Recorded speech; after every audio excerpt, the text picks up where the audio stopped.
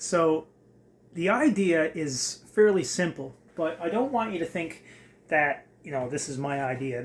I'm sure this has been done before. Commercially, I'm positive of it. Um, but I just added a little flair to it, and it's fairly simple to make.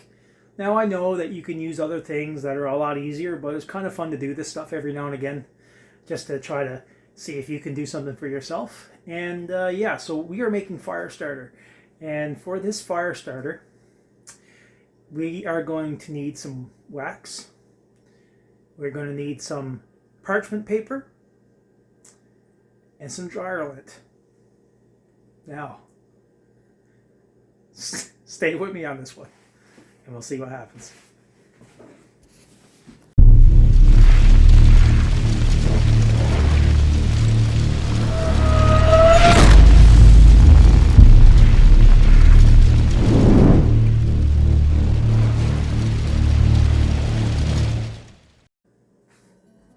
Hey everyone, welcome to Locke Outdoors. But currently I am indoors. Right now, to this week I had to take it easy due to some of my injuries. So I was just letting myself rest up, doing stuff around the house. Been working on a few projects. A few of you may already see the grill that I've been working on.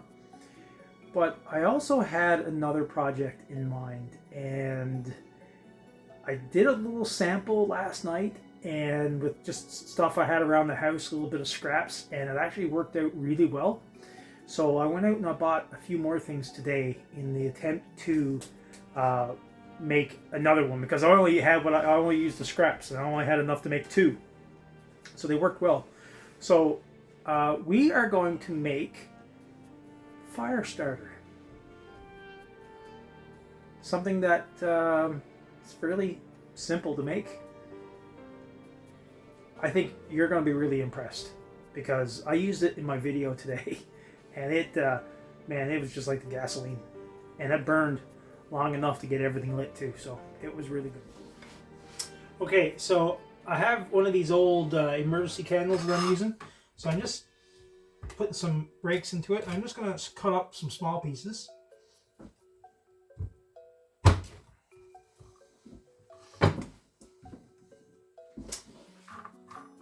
So, as you can see, just chop up a few pieces of wax like this. Now you can go to a craft store or buy some candles. Last night I used a bunch of the old candles I had sticking around the house, old bedroom candles or whatever. So I'm just using a few of those. And I have also a little small cast iron frying pan that I used to carry around with me quite a bit. So I'm going to use that for the wax, and I'm going to melt that wax down. So let's throw some of that wax into this.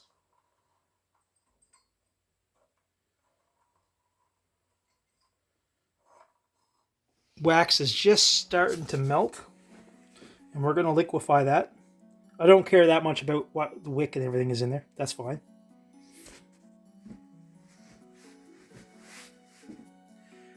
So if you're like me and you have an abundance of half-burnt candles around the house, tea lights, those big bedroom candles, those you used to get them for gifts all the time from people that didn't like you very much. They used to give you those for Christmas. Well, you can take all of those and just melt them down. And that's what I'm doing with some of these old candles here.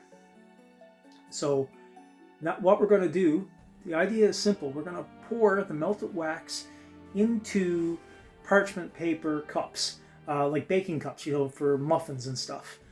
And we're going to use that as a mold, and as it's still wet and solidifying, we are going to top it off with a nice dusting of dryer lint.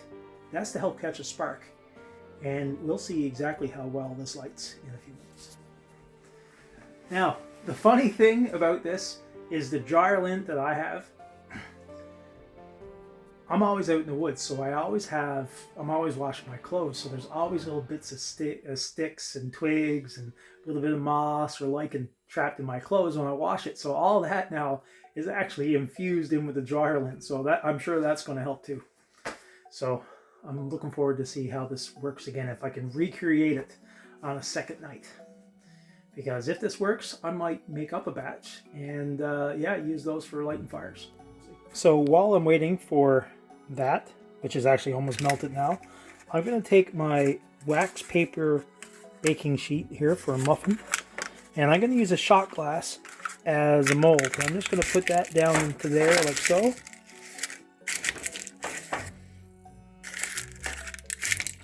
Just to give it some form. Like that. And now I am going to pour that into there.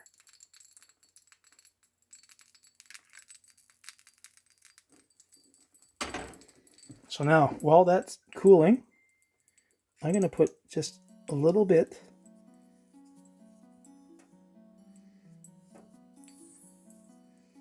of dryer lint.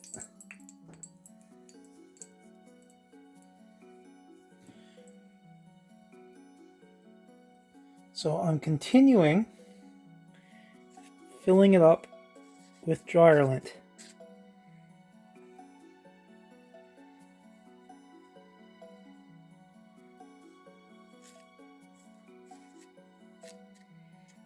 Until it stops to absorb. As you can see now, it's slowly stopping to absorb up through. So it's starting to cool enough that it's not absorbing everything. So that should be enough there. So I'm just going to let that cool. Now I'm going to try one without the shot glass just to see how it holds up.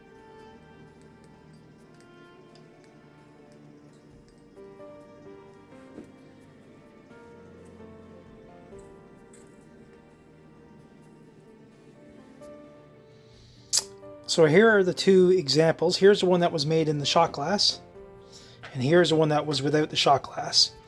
And personally, I'm kind of leaning towards this way. So the idea that I want is with a magnesium rod or a ferro rod, what I want is be able to use the ferro rod to light this without having to ignore it, with as minimal strikes as possible. So the idea is that you open it up, flare it open on the top, here or here, and you can strike the ferro rod. It will catch and ignite the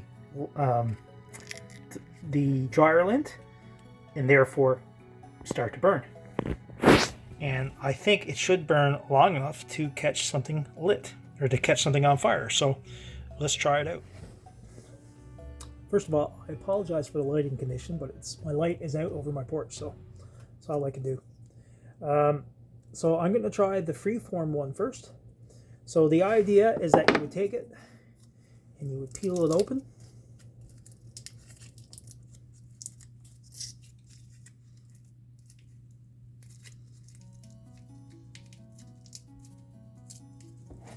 Peel it open like so, and you can lay it flat, and then we are going to spark it up.